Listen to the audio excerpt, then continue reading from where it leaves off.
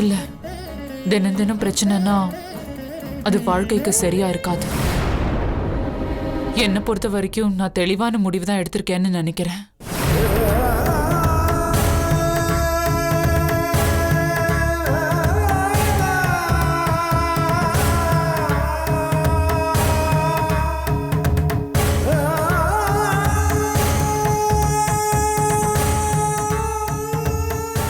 இதுல எந்த மாற்றமும் இல்லை. எனக்கு உங்க மேல எந்த கோவமும் இல்லை. நீங்க என்கிட்ட என்னைக்குமே டிபிக்கல் மாமியாரா நடந்துக்கிட்டதே இல்லை. உண்மை சொல்லணும்னா எனக்கு உங்களை ரொம்ப பிடிக்கும். எந்த ஒரு சிச்சுவேஷன்லயும் நான் உங்களை பத்தி தப்பா பேசினதோ விமர்சனம் பண்ணதோ இல்லை. பானு, கோபதாபத்துல 1000 வார்த்தைகள் பேசலாம். அதுக்காக மொத்த உறவையும் அறுத்துக்கிட்டு போறது சரியா இருக்குமா சொல்லு?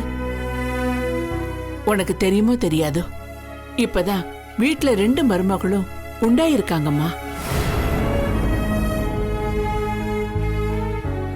ஆமாம்மா, வைஜெயந்தியும் ஆனந்தியும் 2 பேரும் கர்ப்பமா இருக்காங்க. ஒரு வாரிசு உருவாக போற இந்த நேரத்துல இந்த மாதிரி ஒரு சம்பவம் நடக்கிறது கஷ்டமா இருக்குமா இல்லையா சொல்லு? ஓ, அதுதான் விஷயமா? நோட்டீஸ் கொடுத்து இத்தனை நாள் கழிச்சு இப்ப வந்திருக்கீங்க. உங்க வீட்டு ஃபங்க்ஷன் எல்லாத்தையும் கொண்டாடி முடிச்சிட்டு.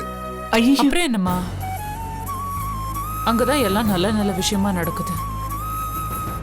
நான் இருந்தாலும் இல்லைன்னாலும் நீங்க எல்லாம் நிம்மதியா இருக்கீங்க. சொல்ல போனா நான் இல்லைன்னா நீங்க கொஞ்சம் சந்தோஷமா இருப்பீங்க. ஐயோ, அப்படியெல்லாம் இல்ல பானு. நீயும் சண்முகமும் அதே வீட்டுல ஒன்னா இருந்து சந்தோஷமா குழந்தை குட்டிகளோட வாழ்ந்தாதான் எனக்கு மகிழ்ச்சி. மா, நீங்க சொல்றதெல்லாம் சரிதான். ஆனா உங்க பையனோட குணாதிசயத்துக்கு இதெல்லாம் ஒத்து வருமான்னு எனக்கு தெரியல. அம்மா இங்க பாருங்க, அவர் யாருக்காகவும் அவரை மாத்திக்க மாட்டார். அது எனக்கு நல்லாவே தெரியும். அதே மாதிரி அவருக்காக நான் என்ன மாத்திக்கணும்னு நீங்க சொல்றதுல எந்த நியாயமும் இல்லையே. என்னோட சுயத்தை இழந்துதான் நான் அந்த வீட்டுக்கு வந்து ஒரு வாழ்க்கை வாழணுங்கிற அவசியம் எனக்கு இல்லைன்னு நான் நினைக்கிறேன். பானு, மாத்திக்கணும் பானு, மாறணும். இதெல்லாம் தாண்டி ஒருத்தருக்கு ஒருத்தர் விட்டு கொடுத்து வாழறதுலதான் வாழ்க்கையே அடங்கி இருக்குமா? போதுமே, நான் எல்லாத்தையும் விட்டு கொடுத்தாச்சு. இனி விட்டு கொடுக்க என்கிட்ட எதுவும் இல்லை. இங்க பாருங்க, நீங்க எல்லாம் சந்தோஷமா இருக்கணும், உங்களுக்கு எல்லா சந்தோஷமும் கிடைக்கணுங்கிறதுக்காக நான் என்னோட சந்தோஷத்தை விட்டு கொடுக்க முடியாதுல்ல என் வாழ்க்கையெல்லாம். இதுக்கு மேல இதை பத்தி பேச எதுவும் இல்லைன்னு நான் நினைக்கிறேன். ஏங்க, இப்ப எதுக்கு தேவையில்லாம பேசிட்டு இருக்கீங்க? அதான் எல்லாம் முடிஞ்சு போச்சுன்னு வெட்டி விட்டோம்ல. எதுக்கு இப்ப என் பொண்ணுட்டு வந்து அனாவசியமா பேசிட்டு இருக்கீங்க நீங்க? அம்மா, ஒரு நிமிஷம். பானு, சண்முகத்திட்ட பேசி பாருமா. அவன் வெளியில தான் நிக்கிறான். ஏதாவது இருந்தா கூட பேசி தீர்த்துக்கலாமா? ஒரு நிமிஷம் மா, இல்ல ஒரு நிமிஷம், ஒரு நிமிஷம். மா, எதுக்கடி இப்ப அந்த ஆள் நம்ம வீட்டுக்கு வந்திருக்காரு? அம்மா சொன்னா கேளுங்கம்மா. வேணாம்மா. அம்மா வாடா. பானு, இத பாரு, சண்முகம் வந்திருக்கான். ஏய் சண்முகம், பானு கிட்ட பேசுடா, பேசுடா, சொல்லு. இங்க பாரு பானு, என் தங்கச்சி விஷயத்துல நான் கோவப்பட்டதுன்னு உண்மைதான். என் இடத்துல யார் இருந்திருந்தாலும் அப்படிதான் நடந்துட்டு இருப்பாங்க. அவ வாழ்க்கையை முடிச்சுக்கிற நிலைமைக்கு போகும்போது என்னால பார்த்துக்கிட்டு சும்மா இருக்க முடியல. மற்றபடி நான் உங்ககிட்ட பேசின வார்த்தைகள் சொற்கள் எல்லாமே ஒரு ஆத்திரத்துல தான் வந்ததே தவிர என் உள் மனசுல இருந்து வரல.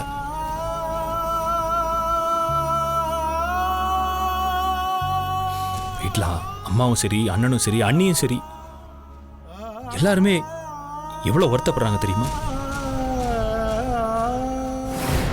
அவங்க மனசு நோக்கிறத என்னால பார்த்துட்டு இருக்க முடியாது. அதனால் உங்ககிட்ட பேசலான்னு வந்திருக்கேன். இதை பாரு பானு, எதுவும் பேச வேண்டாம். இதெல்லாம் ஏதோ முதல்ல இருந்து ஆரம்பிக்கிற மாதிரி இருக்கு எனக்கு. இந்த விஷயத்துல நான் எடுக்கிற முடிவு தான் கடைசி. உங்க வீட்டுல உங்க அம்மா வருத்தப்படுறாங்க, உங்க அண்ணன் வருத்தப்படுறாரு, உங்க அண்ணி வருத்தப்படுறாங்கன்னு என்னால உங்க கூட வந்து அந்த வீட்ல இருந்து வாழ்க்கை பூரா வருத்தப்பட முடியாது. தயவு செஞ்சு இனிமே இதை பத்தி யாரு சொன்னாலும் யாரு வருத்தப்பட்டாலும் என்கிட்ட பேச வராதீங்க. இந்த விஷயத்துல இப்ப நான் எடுத்திருக்கிறது தான் இறுதியான உறுதியான முடிவு. பானு பானு பானு. பாரு பானு, ஹலோ ஹலோ, போதுங்க. உங்க தங்கச்சி கொண்டு அவங்களுக்கு கோவம் வருதுல்ல, அதே மாதிரி தான் நாங்களும் கொந்தளிப்போம். என் தங்கச்சி அவங்க கூட வாழ மாட்டாங்க. இதனால வரைக்கும் இந்த விஷயத்துல நான் தலையிடவே இல்லை. ஆனா எங்க அப்பாவோட சேர்ந்து நான் சொல்றேன், என்னைக்கு எல்லாரும் முன்னாடி என்ன அவமானப்படுத்துறீங்களோ, பெத்தவங்களை அவங்க முன்னாடி கூட்டு வச்சு சாட்சி சொல்ல வச்சியோ, அப்பவே எல்லாம் முடிஞ்சு போச்சுங்க. ஐயோ என்ன? இனிமே உனக்கு இந்த வீட்டுக்கு எந்த சம்பந்தம் இல்லை. தயவு செய்து வெளியே போலாம். யார் வந்து என்ன பேசினாலும் செல்லாது. இனிமே என் தங்கச்சி உங்க வீட்டுக்கு வரமாட்டா. தம்பி தம்பி, மா, உங்களுக்கு சொன்னா புரியும் நினைக்கிறேன். வெளில போங்க.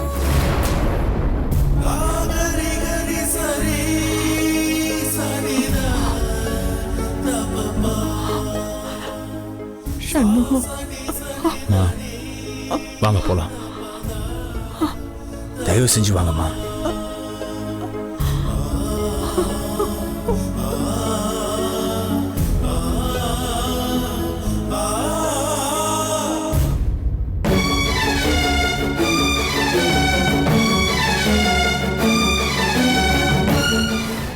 சித்ரா,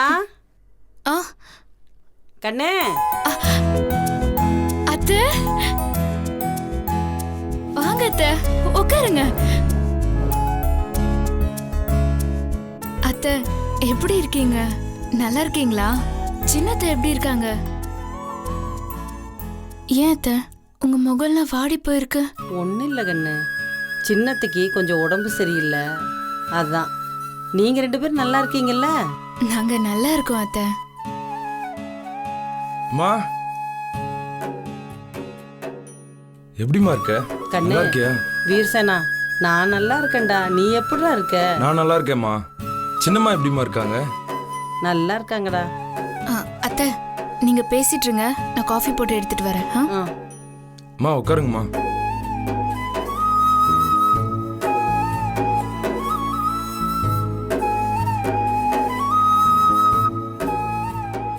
நீயும் ரொம்ப அந்நியமாயிட்ட மாதிரி இருக்குமா. எவ்வளவு விஷயம் நடந்து போச்சு. சூழ்நிலை நம்மள மிகப்பெரிய பிரிவுல கொண்டு வந்து விட்டுருச்சேம்மா. இல்ல யாரோ ஒருத்தவங்களை பார்த்து நலம் விசாரிக்கிற மாதிரி உங்களை பார்த்து கேட்க வேண்டியதா ஆயிடுச்சேம்மா. எல்லாம் விதி, தலை விதி. அத்தை எடுத்துக்கங்க, இந்தாங்க. அத்தை நான் சமைக்கிறேன், நீங்க சாப்பிட்டு தான் போகணும். வேண்டாம் கண்ணு, உங்க 2 பேர்த்தையும் பார்த்துட்டு போலான்னு தான் வந்தேன். எதுக்கு? நான் இங்க வந்தது தெரிஞ்சா வீட்டில் பெரிய சூறாவளியே கிளம்பும். பெத்த பையன் வீட்டுக்கு ஏதோ தீவிரவாதியை பார்க்க வர்ற மாதிரி ஒளிஞ்சு வரீங்க. ஆமாண்டா, என்ன பண்ண சொல்ற? வீட்டில் எதுவுமே சரியில்லை. எங்க யாருக்குமே நிரந்தர நிம்மதி இல்லாம அந்த கடவுள் பறிச்சிட்டான்டா. ஒவ்வொருத்தருக்கும் ஒவ்வொரு விதமான நிம்மதி இல்லாம வாழ்க்கை போயிட்டு இருக்குடா.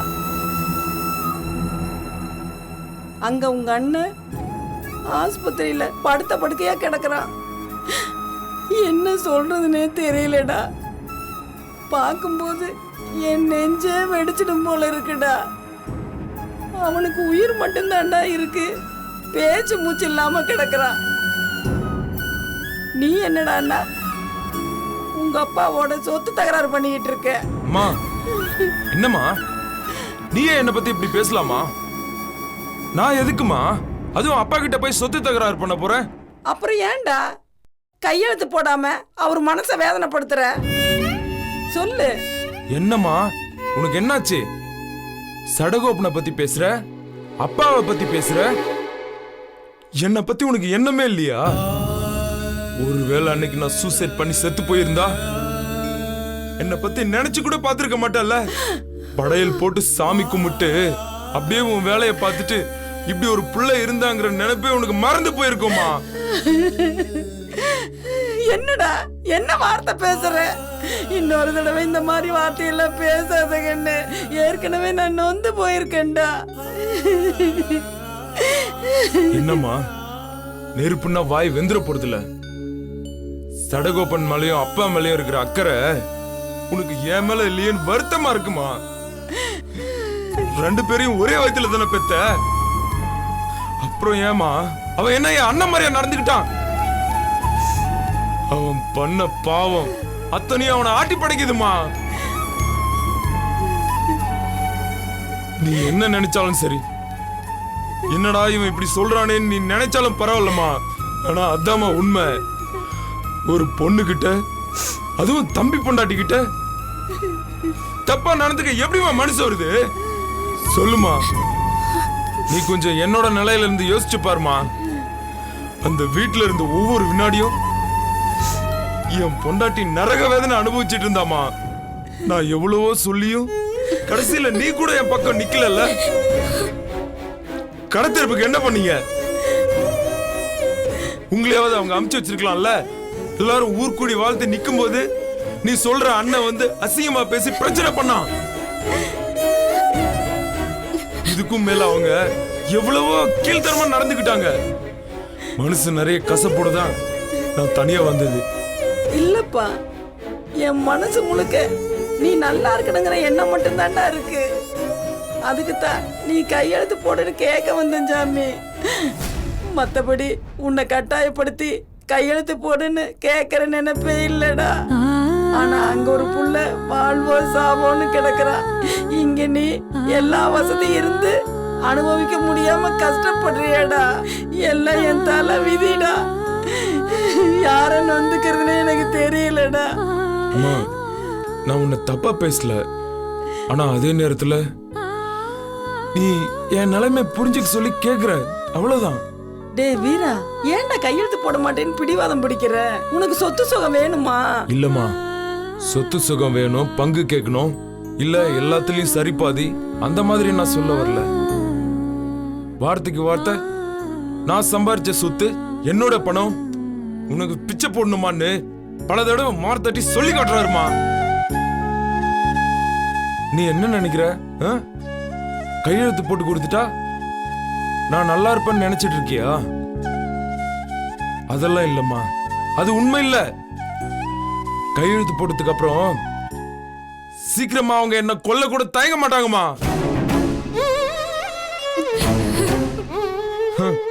அதெல்லாம் உனக்கு புரியாதுமா.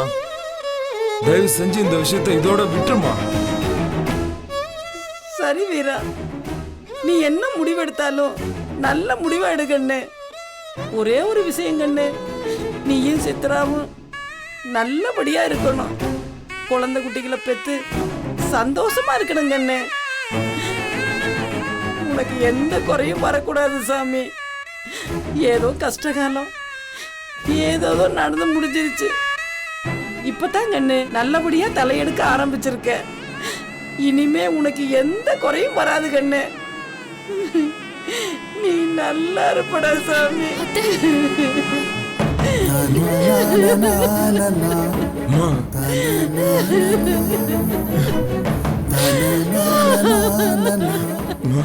அழாதம்மா.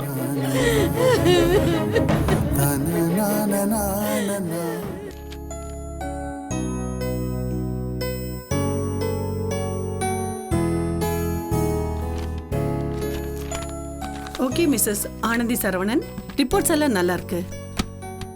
ஒரு நிமிஷம் இப்படி வாங்க.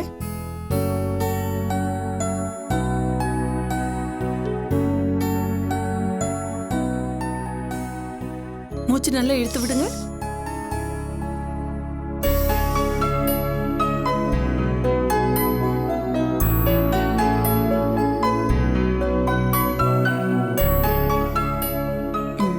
காட்டுங்க.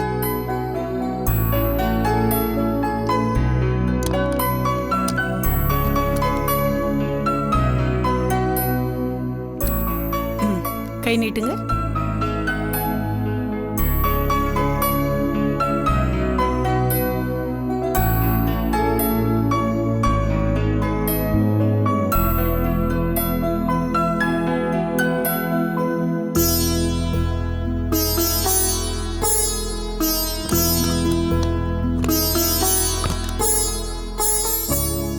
பேபி பொசிஷன் நல்ல நார்மலா இருக்கு. growth பேபிக்கு சரியா இருக்கு. ஆனா நீங்க ரொம்ப வீக்கா இருக்கீங்க. உடம்புல போதுமான அளவு ஹீமோகுளோபின் கம்மியா இருக்கு. அதனாலதான் நீங்க ரொம்ப அனிமிக்கா இருக்கீங்க. பயப்பட வேண்டாம். ஆனா நீங்க சாப்பிடும்போது பருப்பு வகைகள், முளைக்கட்டின பயிறு, சுண்டல், பச்சரிசி, பேரிச்சம்பழம் இதெல்லாம் சேர்த்துக்கங்க. எல்லாம் சரியாயிடும். நிறைய மாதுளம்பழம் ஜூஸ் குடிங்க. சரி டாக்டர். நீங்க ரொம்ப கவனமா இருக்கணும். 5 மாசம் வரைக்கும் வெளியூர் டிராவல்ல எதுவும் பண்ணக்கூடாது. தேவையில்லாத டென்ஷன்ல இருக்கிறது, அதிகமா பிரஷர் எடுத்து வேலை செய்யறது, அந்த மாதிரி எதுவுமே செய்யக்கூடாது. சரிங்க டாக்டர், கவனமா இருந்துக்கிறேன். உங்களுக்கும் தான் சார். ஒய்ஃபை நல்லா கவனிச்சுக்கோங்க. மனைவியோட கர்ப்ப காலத்துல அவங்களுக்கு கொடுக்கற முதல் மருந்தே கணவருடைய அன்பு தான். முதல்ல 3 மாசத்துக்கு வாந்தி, மயக்கம், தலை சுத்தல் இதெல்லாம் நிறையவே இருக்கும். சாப்பிடவே பிடிக்காது. அவங்க சாப்பிடுற எல்லா நேரங்களையும் நீங்க கூட இருந்தீங்கன்னா அவங்க பெரிய பெயின் குறைஞ்ச மாதிரி ஃபீல் பண்ணுவாங்க. நல்லா பாத்துக்கோங்க சார். படுக்கும்போது ரொம்ப திரும்பி படுக்காம பாத்துக்கோங்க. சில லேடிஸ் தூங்கும்போது ஏகப்பட்ட பொசிஷன்ல தூங்குவாங்க. சில நேரம் கொடி சுத்தி டெலிவரிக்கே ரொம்ப கஷ்டமாயிடும். அவங்களும் ரொம்ப கஷ்டப்படுவாங்க. அதனால நீங்க தான் முக்கியமா இருந்து அவங்கள பாத்துக்கணும். சரிங்க டாக்டர். ஐம் சாரி, கேட்க மறந்துட்டேன். நீங்க எங்க ஒர்க் பண்றீங்க? அது வந்து நான் டாக்டர் அந்த டாக்டர், கைராசி சில்க்ஸ் கேள்விப்பட்டிருக்கீங்களா? அது இவங்களோடது தான் டாக்டர். கைராசி சில்க்ஸ், கைராசி ஏஜென்சி, கைராசி லாரி சர்வீஸ் எல்லாமே இவங்களது தான். புடவை நெய்யறது, இம்போர்ட் எக்ஸ்போர்ட் டிசைனிங், அதுக்கப்புறம் சேல்ஸு, இதெல்லாம் ஒரு பக்கம். இன்னொரு பக்கம் லாரி சர்வீஸ், கூட்ஸை ஏத்துறது இறக்குறது, அப்புறம் ஒர்க்கர்ஸ் எல்லாரையும் சமாளிக்கிறது, இப்படி எல்லாம் பல வேலைகளை என் வீட்டுக்காரர் பாக்குறாரு. பிசினஸ்ல ரொம்ப பிஸி. இதெல்லாம் போக பெரிய சமூக ஆர்வலர் வேற. நிறைய சங்கத்துல பெரிய பெரிய பொறுப்புல இருக்கிறாரு இவரு. டைமே இருக்காது இவருக்கு. கம்யூனிசம், தனித்தமிழ், அது இதுன்னு நிறைய மீட்டிங்ல பேசுவாரு. ரொம்ப பிஸியா இருப்பாரு தெரியுமா? நீங்க டைம் கிடைக்காம ரொம்ப பிஸியா இருந்தாலும் சரி, கொஞ்ச நேரம் நீங்க இவங்க கூட இருந்து ஸ்பெண்ட் பண்ணணும். சரிங்க டாக்டர். டெய்லி அப்பாயின்மெண்ட்ல கொஞ்சம் அவங்களுக்காக ஒதுக்கி வைங்க சார். தவறாம செக்கப்க்கு கூட்டிட்டு வாங்க. பை தி வே, அவங்க எல்லாமே சாப்பிடலாம். கஷ்டப்பட்டு அவங்க எந்த வேலையும் பண்ணக்கூடாது. நெஞ்சுக்கோ வயிற்றுக்கோ எந்த ஒரு அவஸ்தையும் கொடுக்க கூடாது. எப்படியோ ஹீமோகுளோபின் லெவலை 12ல இருந்து 13க்குள்ள கொண்டு வரணும்.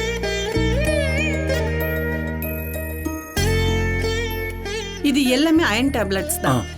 இந்த டேப்லெட்ஸ் எல்லாம் கண்டிப்பா வாங்கி கொடுத்துருங்க. சரி டாக்டர். டானிக்கும் எழுதியிருக்கேன். சரி. எல்லாமே கண்டினியூ பண்ணிக்கங்க.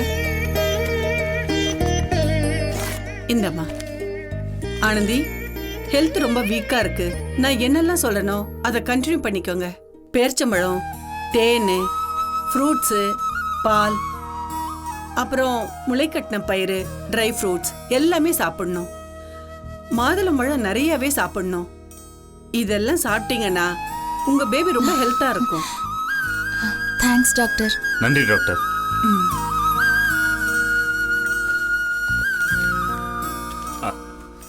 வரேன் டாக்டர். ஓகே, வரேன் டாக்டர்.